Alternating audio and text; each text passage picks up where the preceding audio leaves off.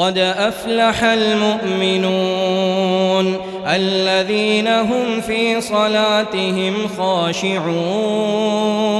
والذين هم عن اللغو معرضون والذين هم للزكاة فاعلون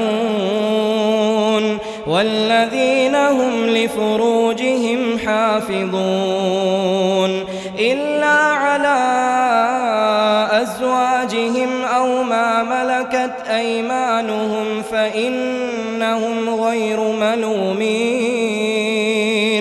فمن ابتغى وراء ذلك فأولئك هم العادون والذين هم لأماناتهم وعهدهم راعون والذين هم على صلواتهم يحافظون أولئك هم الوارثون الذين يرثون الفردوس هم فيها خالدون ولقد خلقنا الإنسان من سلالة من طين ثم جعلناه نطفة في قرار مكين ثم خلقنا النطفة علقة فخلقنا العلقة مضغة فخلقنا المضغة عظاما فكسونا العظام لحما ثم أنشأناه خلقا آخر فتبارك الله أحسن الخالقين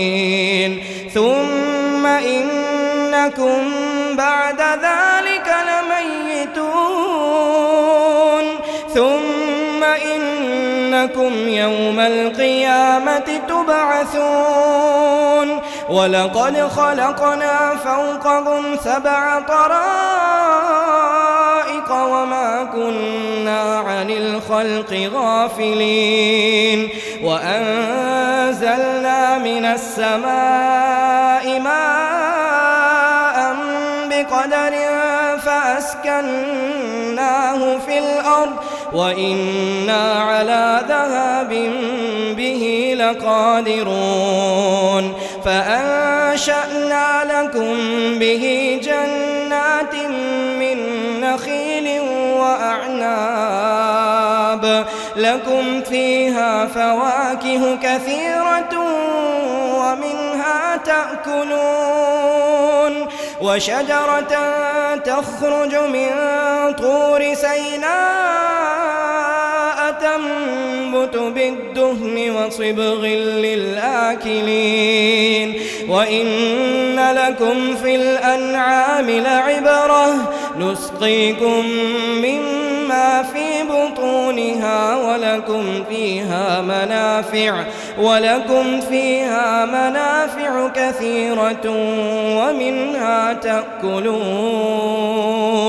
وعليها وعلى الفلك تحملون.